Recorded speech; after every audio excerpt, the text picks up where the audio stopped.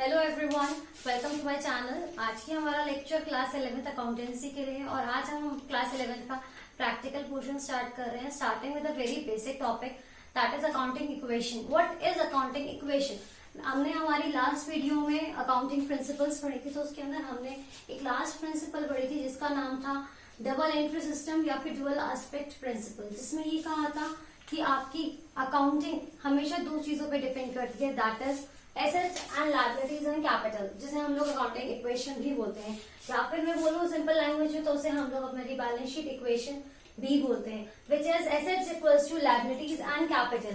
Balance sheet की एक side होती है एसेट्स और एक साइड होती है लायबिलिटी एंड कैपिटल। मीन्स जितना भी लायबिलिटी या फंड हम लोग कलेक्ट करते हैं पार्टनर से या फिर मैं कहूँ ओनर से या फिर आउटसाइडर से, वो सारा फंड हम लोग किसमें इन्वेस्ट कर देते हैं, हमारा एसेट्स परचेज करने में। That is why at every point, her transaction के बाद आपके बिजनेस के एसेट्स आपके लायबिलिटीज और कैपिटल के सम के हमेशा क्या होने चाहिए, इक्वल होने चाहिए।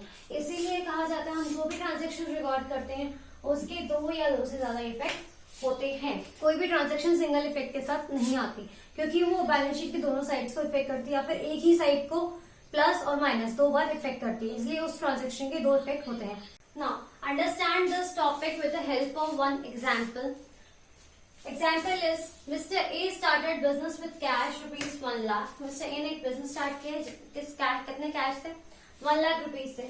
Purchase goods on cash rupees 40,000 and on credit rupees 60,000. Goods sold कर रहे हैं उन्होंने वर्थ 30,000 के प्रॉफिट पे 33 होल 1/3% का कैश। परचेज करा फर्नीचर 40,000 का, सैलरी पे करी, कुछ सैलरी आउटस्टैंडिंग, ये सब क्या है आपकी ट्रांजेक्शन है। अब इन ट्रांजेक्शन को कैसे रिकॉर्ड करना है, क्या अकाउंटिंग इक्वेशन बनती है, कैसे बनती है, let's learn about it. Firstly accounting equation का फॉर्मेट आपको बैलेंस शीट इक्वेशन पे ही बनता है। ये हमारा बेसिक लिखा होता है serial number and transaction. Here this is the asset side equals to liabilities and capital side. जैसे हमने हमारी इक्वेशन लिखी थी बिल्कुल वैसे ही लिखा है। अब ये चीजें क्या एसेट है, क्या लायबिलिटी है, क्या कैपिटल है, समझने के लिए सबसे इम्पोर्टेंट हमें हमारी बेसिक अकाउंटिंग टर्म्स क्लियर होनी चाहिए कि कौन सी चीज एक्सपेंस है, कौन सी चीज एसेट है, कौन सी चीज लायबिलिटी है बिजनेस के लिए और किसका क्या इफेक्ट होने वाला है। लेट्स सी, हमारी पहली ट्रांजेक्शन क्या कहते हैं कि मिस्टर ए ने बिजनेस स्टार्ट करा। कोई भी पर्सन बिजनेस स्टार्ट करता है तो बिजनेस में जो फर्स्ट फंड इन्वेस्ट करता है, बिजनेस में जो फर्स्ट थिंग वो इन्वेस्ट करता है, चाहे वो कैश में करे, वो आपकी काइंड में करे या फिर वो आपके बैंक के थ्रू करे, वो किसी भी थ्रू वो कोई भी वो चीज इन्वेस्ट करता है owner, that is known as capital. उसे हम क्या कहते हैं, कैपिटल। कैपिटल क्या होता है, capital is the amount invested by the owner in the business.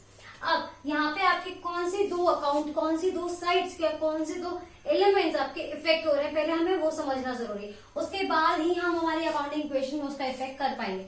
सबसे पहले कि आपके बिजनेस में कैपिटल आ रहा है कितने का, 1 लाख रुपीज का, और वो कैपिटल किस फॉर्म में आ रहा है, वो कैपिटल आपका कैश की फॉर्म में आ रहा है। तो अब हम समझते हैं कि वो बैलेंस शीट के या अकाउंटिंग इक्वेशन के किस साइड जाएंगे।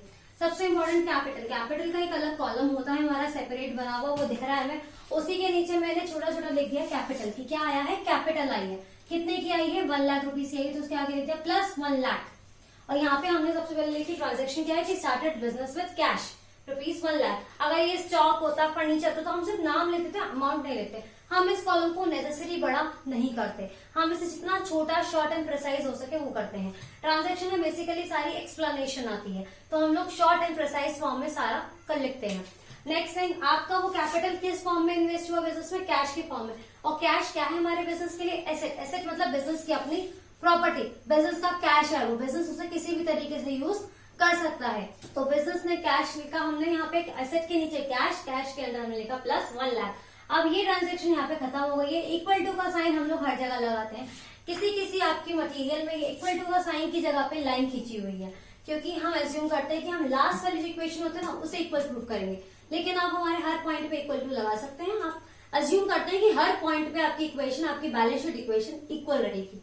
तो हमने देखा यहाँ पे भी 1 लाख प्लस हुए, यहाँ पे भी, तो इस पॉइंट पे आपकी इक्वेशन क्या है, बिल्कुल सेटिस्फाइड है, इक्वल है।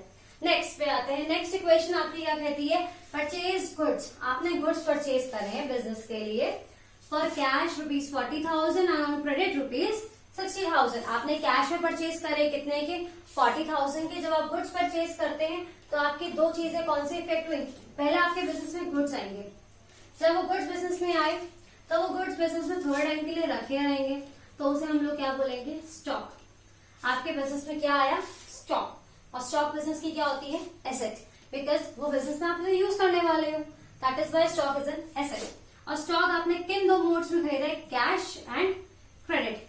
कैश वाला तो आप सिंपली कैश वाले में से माइनस कर देंगे, और क्रेडिट वाले का क्या होगा, क्रेडिट वाले के लिए हमने हमारे अकाउंटिंग टर्म्स में पढ़ा था कि जब हम किसी से सामान उधार पे खरीदते हैं, हम when we purchase any goods on credit, तो वो पर्सन हमारा क्या बन जाता है, क्रेडिटर। और क्रेडिटर क्या होती है, हमेशा लायबिलिटी। लायबिलिटी मतलब मुझे उसे पैसे देने हैं, वो मेरी उधारी है। लायबिलिटीज किस साइड आएंगी, लायबिलिटी साइड। तो इस ट्रांजेक्शन के हमारे हुए 3 इफेक्ट। इफेक्ट नंबर 1, हमने गुड्स खरीदे, टोटल कितने के गुड्स खरीदे, कैश प्लस क्रेडिट मिला के हमने खरीदे 1 लाख के गुड्स। तो हम लोगों ने स्टॉक के नीचे लिख दिया प्लस 1 लाख। हमने कैश में कितने खरीदे, 40,000। आप चाहे तो इस तरह ब्रैकेट लगा के भी माइनस को शो कर सकते हैं, नहीं तो सिंपली यहाँ माइनस के साइन को ब्रैकेट में रखिए और अमाउंट को ऐसे लिख दीजिए। माइनस 40,000 मतलब आपको 40,000 रुपीज उससे क्या करने, डिडक्ट करने, कि आपने परचेज करी, पैसा गया बिजनेस से बाहर, तो कैश क्या हो जाएगा, कम हो जाएगा। तीसरा इफेक्ट, की क्रेडिटर कहाँ गया, क्रेडिटर जगह में अभी हमने डिस्कस किया था, क्रेडिटर क्या होती है, लायबिलिटीज। तो वो क्रेडिटर लिखा यहाँ पे छोटा छोटा और उसके नीचे कर दिया प्लस 60,000। अब आप कहेंगे कैपिटल में तो कोई चेंज नहीं आया, तो कैपिटल हमने कर दिया प्लस 0। आप नहीं भी करेंगे तो भी चलेगा, लेकिन थोड़ा पहचान के लिए कि कहीं हम कोई ट्रांजेक्शन भूल तो नहीं गए, कोई अमाउंट में गलती तो नहीं आ रही है अमाउंट में, तो उसी के लिए हम लोग लिखते हैं प्लस 0। अब इस इक्वेशन को हम लोग करेंगे balance. Balance means simply plus minus and we form a new equation. अब हम बनाएंगे नई इक्वेशन, कैसे बनाएंगे, 1 लाख माइनस 40,000, 60,000। स्टॉक का बैलेंस 1 लाख, फर्नीचर आगे आएगा, मैंने पहले लिख दिया। नेक्स्ट क्रेडिटर्स का बैलेंस 60,000, कैपिटल में कुछ प्लस नहीं हुआ तो 1 लाख। ये आपकी बन गई अब नई इक्वेशन। लास्ट में चेक करने से बेटर है हर पॉइंट पे चेक कर लो इक्वेशन सेटिस्फाई हो रही नहीं हो रही, कोई गलती तो नहीं है, क्योंकि स्टेप बाय स्टेप गलतियां पता चल जाएंगी। 60,000 प्लस 1 लाख टोटल आता है 1,60,000। लायबिलिटी साइड का टोटल करो, 60,000 प्लस 1 लाख टोटल आता है 1,60,000। अब तक टोटल सही चल रहा है। नेक्स्ट स्टेप पे फॉलो करते हैं। नेक्स्ट स्टेप है आपने गुड्स सोल्ड करे हैं, बेचे हैं, वर्थ ₹30,000। वर्थ का मतलब क्या होता है, at a profit of 33 whole 1/3%। For cash आपने गुड्स बेचे हैं 30,000 के। वर्थ का मतलब होता है कॉस्ट, कि जितने के आपने खरीदे थे। ऑब्वियसली आप जितने की गुड्स खरीदेंगे उतने के तो बेचेंगे नहीं, आप उसे हमेशा प्रॉफिट पे ही बेचेंगे जिससे आपको कुछ प्रॉफिट अर्न हो। तो आपने उसे कितने प्रॉफिट में बेचा, 33 होल 1/3%। ये कौन सी एब्सर्ड सी फिगर दे रखी है, कैलकुलेशन करते हैं। आपके गुड्स की कॉस्ट क्या थी, 30,000, प्रॉफिट कितना है 33 होल 1/3। 33 होल 1/3 को अगर मैं मिक्स फ्रैक्शन से नॉर्मल फ्रैक्शन में कन्वर्ट करूं तो कितना हो गया, 33 इंटू 3 99 प्लस 100/3। और आपका यहाँ पे लगा हुआ था परसेंट, परसेंट का मतलब नीचे आगे 2 0, तो ये कट गया, ये आपका क्या बचा 1/3। ये शॉर्टकट है। 20% का मतलब होता है 1/5, 25% का मतलब होता है 1/4। ये कुछ छोटे छोटे शॉर्टकट्स हमें याद होने चाहिए, वरना हमारी अननेसेसरी कैलकुलेशंस बढ़ जाती हैं। नाउ 33 होल 1/3 को हमने किसमें चेंज कर दिया, 1/3, एंड मेरा प्रॉफिट आया कितना निकल के 10,000। अब ये मेरी क्या थी, कॉस्ट थी 30,000, ये मेरा क्या निकला है, प्रॉफिट निकला है। और मेरी सेल्स वैल्यू कितनी हो गई, फिर मैं प्रॉफिट से ज्यादा पे बेचूंगी तो मेरी सेल्स वैल्यू हो गई 40,000। कि मेरे 30,000 के सामान को मैंने 10,000 का प्रॉफिट लगा के कितने में बेचा, 40,000 में। और किस पे बेचा, कैश पे या क्रेडिट पे, मैंने बेचा कैश पे, तो मेरा कैश बढ़ गया। अब इस ट्रांजेक्शन के इफेक्ट देखते हैं। पहले हमने लिखा गुड्स सोल्ड फॉर कैश, मैंने सामान बेचा है किस पे, कैश पे। सबसे पहला कितने का बेचा, 40,000 का। किस में बेचा, कैश में बेचा, तो कैश में बढ़ा दो 40,000। अब सामान गया बिजनेस से, स्टॉक गया, स्टॉक खत्म होगा, कम होगा, कितने का सामान गया। हमेशा स्टॉक में याद रखिएगा आपको क्या माइनस करनी है, कॉस्ट, बुक वैल्यू, वर्थ, ना कि सेल वैल्यू। ठीक है, तो आप इसमें से स्टॉक में से क्या माइनस करेंगे, अपनी कॉस्ट। कॉस्ट कितनी थी, 30,000 हो गई माइनस। लेकिन कुछ अनबैलेंस सा लग रहा है, प्रॉफिट का क्या करा हम लोगों ने, प्रॉफिट किसका है, ओनर का है, ओनर का है मतलब प्रॉफिट किस में ऐड हो जाएगा जाके, कैपिटल में। क्लियर? अब ये साइड आपकी इक्वल हो गई है। लेट्स चेक, इसका निकालते हैं बैलेंस। न्यू इक्वेशन करो, 60 plus 40 comes out 1 lakh. 1 lakh में तो 30,000 गए, टोटल आया 70,000। इस साइड का बैलेंस करो, कितना हुआ 1,70,000। Come to liability side, creditor में कुछ नहीं बढ़ा, 0, टोटल आया 60,000। कैपिटल में आपके 10,000 बढ़े, टोटल आ गया 1,10,000। टोटल करा पूरी साइड का 1,70,000। इक्वल है, बिल्कुल इक्वल है, अब तक सेटिस्फाई चल रही है इक्वेशन। नेक्स्ट पे आते हैं नंबर 4। इक्वेशन क्या कहती है, परचेज फर्नीचर फॉर 40,000। आपने फर्नीचर परचेज करा है कितने का, 40,000 का। अब कहेंगे यहाँ पे तो कुछ लिखा ही नहीं है, क्या ये कैश है या क्रेडिट है? जब कुछ लिखा नहीं होता ना, ऑलवेज अज्यूम कैश है, क्योंकि क्रेडिट के लिए तो बता ही देगा भाई उस बंदे की उधारी है, कैश के लिए थोड़ा बताता है, कैश मतलब not return. Always make this thing very clear, because ये आपको आगे कुछ हेल्प करने वाली है। अगर कुछ नहीं लिखा तो अज्यूम इट एज कैश, और क्रेडिट के लिए हमेशा मेंशन होगा नेम ऑफ द पर्सन या फिर क्रेडिट, इन दो वर्ड चीजों में से कुछ आपको मेंशन होगा।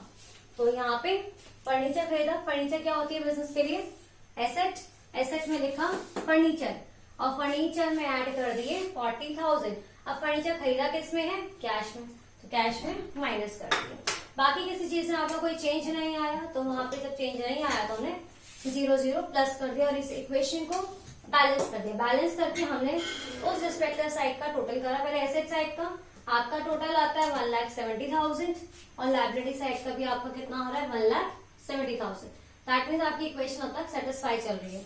अब लास्ट पॉइंट पे आते हैं। लास्ट पॉइंट हमारा कहता है कि आपने सैलरी पे करी है 5,000 की और सैलरी आउटस्टैंडिंग आपकी 1,000 की। सैलरी आपके खर्चे होते हैं, खर्चे होते हैं तो आप पे कर रहे हैं, कुछ लिखा नहीं है तो अस्यूम क्या करेंगे उसे कैश। तो कैश में से पहले हमने माइनस कर दिया 5,000।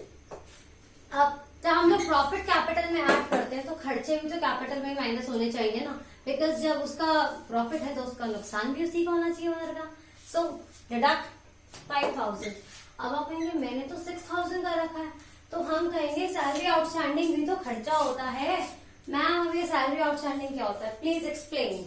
आउटस्टैंडिंग मतलब होता है ड्यू फॉर पेमेंट। हमने हमारी लास्ट वीडियो में डिस्कस किया था, जो खर्चे हम लोग ऑलरेडी कर चुके होते हैं लेकिन उसके अगेंस्ट हम लोगों ने पेमेंट नहीं करी है, तो उसे हम लोग बोलते हैं outstanding expenses. Same with salary, उस पर्टिकुलर एम्प्लॉय ने हमारे लिए काम तो कर दिया लेकिन हमने उसे पैसे नहीं दिए, तो उसकी सैलरी क्या है हमारे पास, आउटस्टैंडिंग है तो हमारे लिए खर्चा ही ना, काम तो वो कर चुका है तो खर्चे में तो उसे माइनस कर देंगे।